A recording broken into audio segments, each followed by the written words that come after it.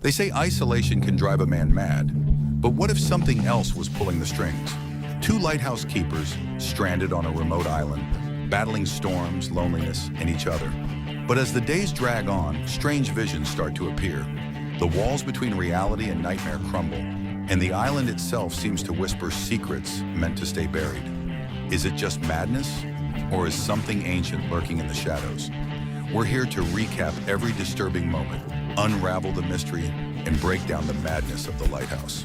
A small boat cuts through the waves, carrying two men toward a desolate island. Their destination? A towering lighthouse, its beams slicing through the thick mist like an unblinking eye. For Ephraim, this marks the start of his 4-week post as the assistant keeper. But as the island looms closer, an unshakable feeling settles over him. This place is different. Stepping inside the cramped quarters, Ephraim takes in the worn furniture, the air thick with the scent of salt and damp wood. Each step on the aged floorboards sends a creaking echo through the empty space. In the dim light, something catches his eye, a hole in one of the mattresses.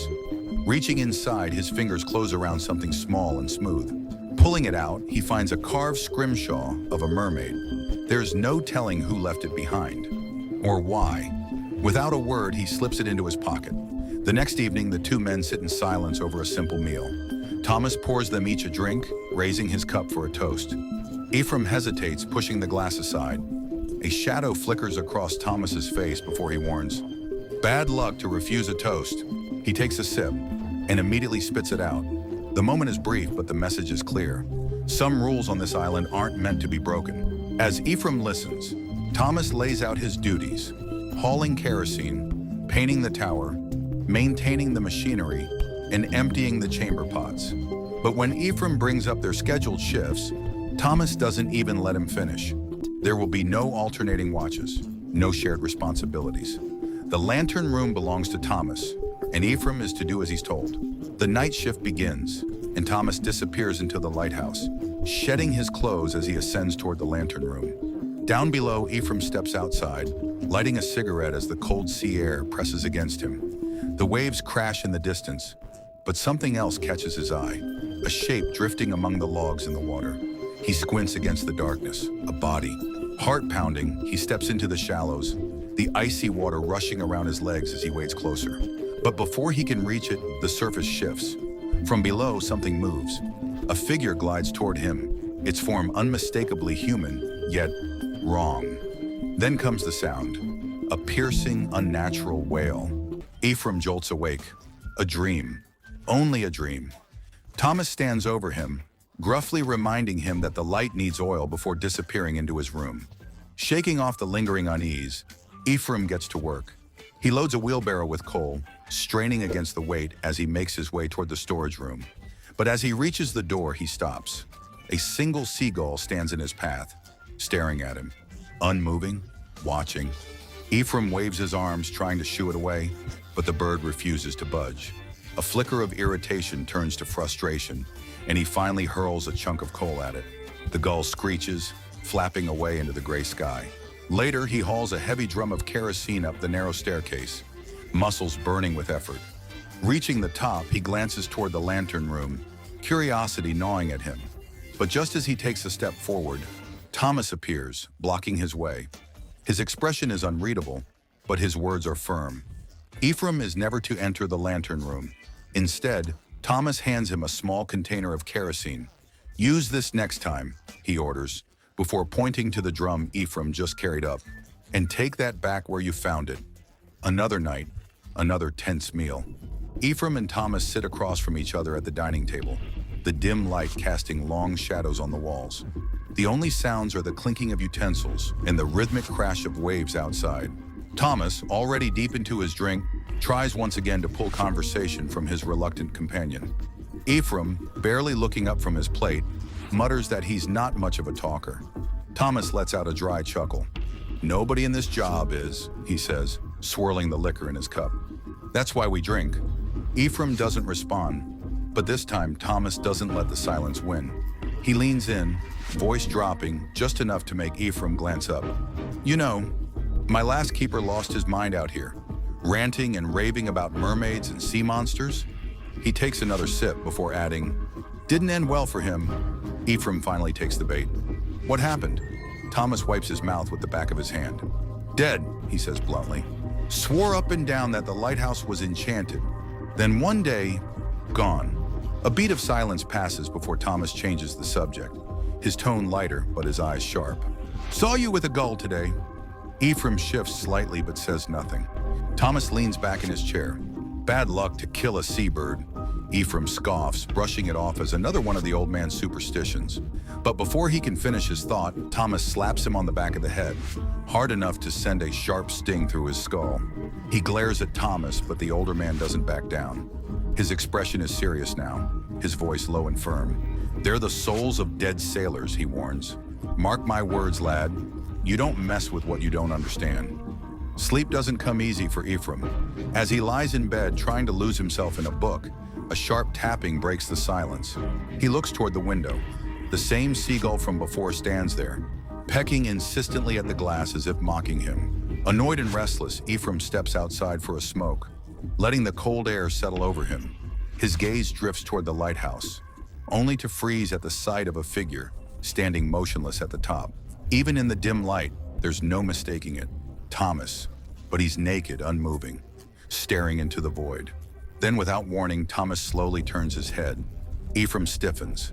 Before he can react, Thomas pulls on his clothes and steps out onto the balcony. Ephraim ducks into the shadows, his breath caught in his throat. He knows he's probably been seen, but Thomas says nothing. The next morning, the air is thick with tension. Thomas confronts Ephraim, claiming he's been neglecting his duties. He points to the wooden floor, marked and filthy. Ephraim, confused, insists he's cleaned it twice already. Thomas's expression hardens. The conversation quickly turns to a heated argument, voices rising with frustration. And then, a warning. Thomas tells Ephraim that if he contradicts him again, he'll dock his wages. The next day, Ephraim finds himself high above the ground, painting the lighthouse walls while perched on a wooden chair suspended by a pulley. Below, Thomas holds the ropes, watching. This is important work, Thomas calls up. Ephraim scoffs. No one's even going to see it in the storm. Before he can say anything more, the rope suddenly shifts. The chair drops a few inches. Ephraim grips the brush, his breath catching. Careful, he snaps. Thomas doesn't answer. Instead, he lowers the rope again, this time with more force. Ephraim barely has a moment to react before the ropes give way completely. He plummets. When he comes to, the sky above him spins. A sharp pain runs through his body, but something else catches his attention first. The one-eyed seagull. Perched on his leg, it stares at him with its empty socket before pecking hard enough to tear through his trousers. Ephraim jerks upright, swatting at the bird. It flutters away, but the message is clear. It's not done with him yet. Over dinner, Thomas studies Ephraim carefully before asking if he's worked as a lighthouse keeper before. Ephraim shakes his head. He was a timberman once, stationed in Canada. Thomas leans back, muttering that the only woman he's ever known is deceit. Then after a pause, he asks why Ephraim chose this life. Ephraim's answer is simple: money. Since leaving his old job, he's taken whatever work he could find, but lighthouse keeping offered something better. The more isolated the post, the higher the pay. That night, sleep refuses to come. Restless, Ephraim makes his way to the lighthouse, the shadows stretching along around him. But as he climbs the stairs, something stops him in his tracks. A low mumbling, unintelligible, almost like a chant. It's Thomas, but he isn't alone. A thick, slimy fluid seeps through the cracks above. Then from the darkness, something moves. A long, sinuous tentacle slithers into view. Ephraim stares, frozen. Then before he can make sense of what he's seeing, he turns on his heel and rushes back to his room, his breath ragged, his mind reeling. The next morning, the day before his scheduled departure, Ephraim heads to the kitchen, reaching for a drink of water. But as he lifts the glass, he pauses. The liquid inside is dark and murky. Uneasy, he steps outside to check the cistern. What he finds makes his stomach turn. A dead seagull, its lifeless body floating on the surface. Then a rustling sound. Ephraim turns and sees it, the same one-eyed seagull. It lunges at him, wings flapping wildly. But this time, Ephraim doesn't just shoo it away. This time, he snaps. His hands shoot out, grabbing the bird in a furious grip. With unrelenting force, he slams it against the ground again and again, until its body is nothing but broken feathers and blood-stained stone. As if on cue, the wind shifts violently. Overhead, the sky darkens. Thomas steps out, his gaze fixed on the horizon. "The winds change," he mutters. "Storm's coming." That night, as the rain pounds against the windows, Thomas convinces Ephraim to drink. At first, he resists, but then he gives in. The men drink, they sing, and for the first time, they aren't just lighthouse keepers. They're just two men, weathering the storm together. As the night wears on, Ephraim finally voices the question that's been gnawing at him. "Why don't you ever let me tend to the light?" The air grows tense. The conversation turns into an argument, their words slurring with drink. But then, just as quickly, it dissolves into laughter. Tonight is his last night after all. No sense in fighting. The next morning, Ephraim steps outside to empty the chamber pots. But as he dumps them, something in the sand catches his eye. A shape, a body. Heart pounding, he moves closer and kneels down. Beneath a tangle of seaweed, a woman's form lies motionless. His fingers reach forward, brushing the strands away. And suddenly, the creature's eyes snap open. The mermaid lets out an unearthly howl, her mouth stretching impossibly wide. Ephraim stumbles back, terror crashing over him like a wave. He scrambles to his feet and runs, his mind screaming at him to get away. By the time he and Thomas step outside later that day, waiting for the boat to relieve him of his post, the storm has already taken full control of the island. The boat never comes. The storm rages on, and as the wind howls through the walls of the cottage, Thomas breaks the news. What little food they had is now ruined. Ephraim doesn't flinch. He assumes the tender is just a day late, but Thomas shakes his head, his expression unreadable. "We've been stranded for weeks," he mutters. "Ship won't come till the storm lets up." Ephraim stares at him, uncertain whether to believe him. Had time really slipped away so fast? Hours pass and the hunger gnaws at them. Then Thomas lets slip a bit of hope. There are rations buried beneath the lighthouse. Without hesitation, the two stumble out into the raging storm, the wind cutting through them like knives. At the base of the lighthouse, they dig, hands clawing at the drenched earth. Then at last, they strike something solid, a crate. Ephraim hauls it open, expecting salvation. But inside, there's nothing but bottles of alcohol. A sharp gust of wind howls around them, almost as if mocking him. Thomas doesn't seem to mind. And so, the drinking begins. Night after night, the two men lose themselves in a cycle of drunken laughter and bitter arguments, their isolation eroding whatever sense of time they had left. One moment, they're singing and embracing like old friends. The next, they're spitting curses through gritted teeth. At dinner, Ephraim offhandedly mentions how much he misses a good steak. Thomas, flushed with drink, perks up. "What, don't like my cooking?" Ephraim scoffs, unaware of the landmine he's just stepped on. Thomas stiffens, his face darkens. Then, as if possessed, he launches into a furious, rambling curse, calling upon Neptune himself to smite Ephraim, his voice trembling with rage. Ephraim barely listens. Exhausted and desperate to end the tirade, he quickly takes it back. "Fine, your food's good." Thomas stops. The storm inside him settles. But Ephraim has never been more certain. This man is completely unhinged. Later that night, when Thomas is deep in drunken sleep, Ephraim creeps toward the lantern room door, a knife in hand. He presses the blade against the lock, trying to pick it open, but the mechanism refuses to budge. Frustrated, he turns back, slipping into their shared room. Thomas lies motionless, his keys resting just within reach. Ephraim inches forward, careful not to make a sound. His fingers graze the metal. Then Thomas shifts. Ephraim freezes. His grip tightens around the knife, his mind racing. He could do it now. End this madness. Take the key. See what the old man has been hiding in the lantern room all this time. But then, a creak. Thomas stirs awake. Ephraim barely has time to tuck the blade away before the old man's eyes flutter open. He stretches, yawning. Morning has come. He barely seems to register Ephraim standing there. Instead, he simply grumbles, "Back to work." Ephraim exhales, masking his nerves. Then as he turns to leave, he mutters under his breath, "You're only tolerable when you're drunk." Ephraim drifts through his tasks in a daze, his mind tangled in the strange visions he's witnessed. But one image lingers more than the rest. The mermaid. Alone in his quarters, he grips the scrimshaw tightly, his breathing ragged as he lets himself sink into forbidden pleasure. Lost in the thought of the creature's haunting beauty, later he heads out to check the lobster traps, hoping for a distraction. But as he pulls a trap from the water, his stomach drops. Inside, tangled in the seaweed and decay, is the bloated, lifeless head of a man. The same man who once stood where he stands now. Thomas's old assistant. The days dissolve into a drunken haze. Ephraim and Thomas drink until their minds blur, swaying between laughter and fury, companionship and violence. Night blends into day as they spiral deeper into madness, trapped in an endless cycle of brawls, embraces, and whispered confessions. One night, Ephraim, now too far gone to hold back, lets the truth spill out. His name isn't Ephraim Winslow. His real name is Thomas Howard. He stole the identity of a cruel foreman back in Canada, a man he could have saved, a man he watched die. As the words leave his lips, Ephraim suddenly realizes he's alone. The room is empty. The laughter, the drunken warmth, it's vanished. From the shadows, a voice cuts through the silence. "Why'd you spill your beans?" A shiver runs down Ephraim's spine.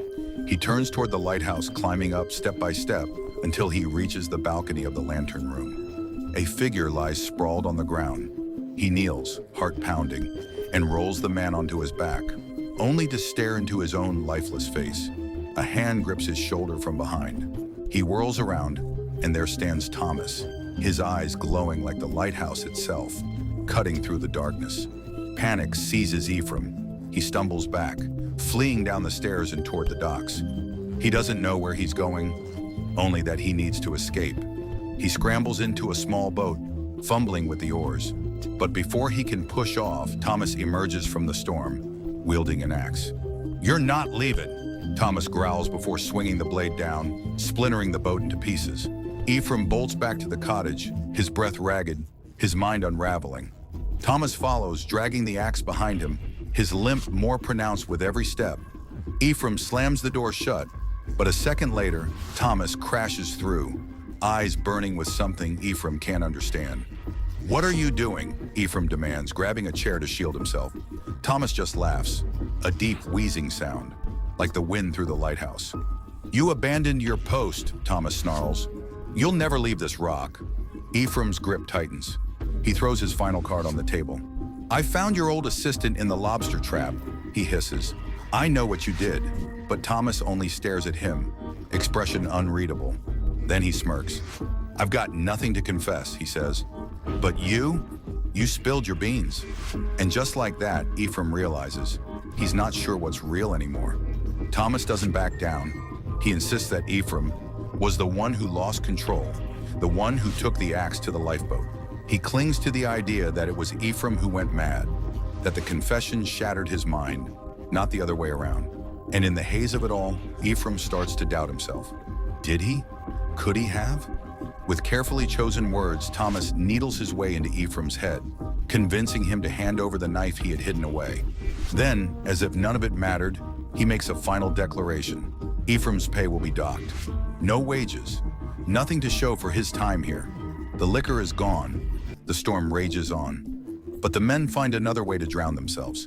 They drink a toxic brew of turpentine and honey, letting it burn its way down as reality distorts further.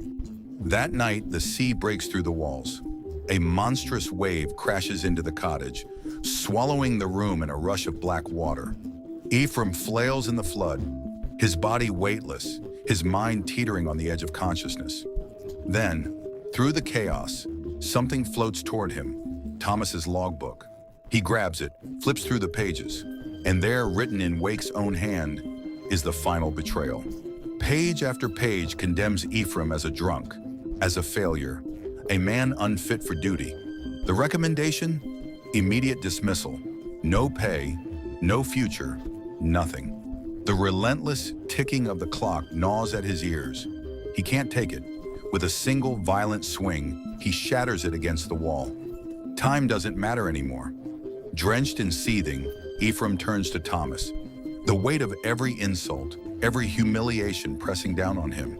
He shouts, calls him a liar, demands answers, but Thomas only smirks. He's relieved Ephraim of duty, he says. Ephraim shoves the logbook in his face. You wrote this. You condemn me. But Thomas only leans in, voice low and taunting. You killed the seabird. You cursed us. Then softer, more insidious, he starts to mock him. The same words, the same tone, the same cutting insults that Ephraim's old foreman once hurled at him. The room tilts. The storm outside howls. And suddenly Ephraim isn't here. He's back in Canada. He's back in the cold, in the trees, with the man he let drown calling his name. The rage swallows him whole. He lunges. The two men collide, fists landing like hammer blows. But as they struggle, something shifts. The face beneath Ephraim's fist flickers. Wake, the foreman, the mermaid, himself. Shapes blur together, a Proteus-like horror twisting before his eyes. He doesn't stop. He can't. The storm screams around them as Ephraim beats Wake into submission, his hands shaking, his breath ragged. Then, without a word, he grabs the old man by the collar and drags him out of the house. Ephraim tightens the rope around Thomas's neck, dragging him through the mud like a beaten dog. The old man gasps, his hands clawing at the ground. But Ephraim doesn't stop. He pulls him to the base of the lighthouse, the very spot where they had unearthed the crate of liquor, and forces him into the pit. The dirt piles higher, swallowing Thomas inch by inch. His breath grows shallow, his voice weak. But before the earth takes him completely, he speaks. A final, cryptic warning, a Promethean fate for those who dare look into the lantern. Then silence. Ephraim rips the key from his lifeless grip and turns toward the lighthouse. This is it. He climbs step by step, the weight of everything pressing down on him. Then, he hesitates. He pats his pockets. No cigarettes. A simple misstep, a trivial delay, but it changes everything. As he turns back, Thomas lurches from the shadows, axe in hand. The blade strikes first, splitting flesh, but Ephraim retaliates, his fury unchained. One final swing, and the old man collapses, his skull caved in, his body nothing more than a lifeless heap on the floor. The light is waiting. Ephraim ascends, breathless, steps unsteady. The lantern room beckons him forward. The lens opens, bathing him in an otherworldly glow. He reaches out, his fingers trembling as they cross the threshold. And then, a scream, a sound not meant for human ears. His body convulses, his face distorts in agony. The light consumes him, and he falls, down, down, down, crashing against the iron steps before landing, broken and twisted at the base of the tower. Time passes. A battered Ephraim lies naked on the jagged rocks, one eye destroyed, his body torn open. Above him, a swarm of seagulls gathers. They descend. Their beaks pierce his flesh, ripping, tearing. He is helpless. He is nothing. And as the waves crash against the shore, the birds feast. But here's the real question. What do you think Ephraim saw in the light? Let me know in the comments. And if you enjoyed this breakdown, don't miss my Hereditary movie recap. Click the video on the screen now.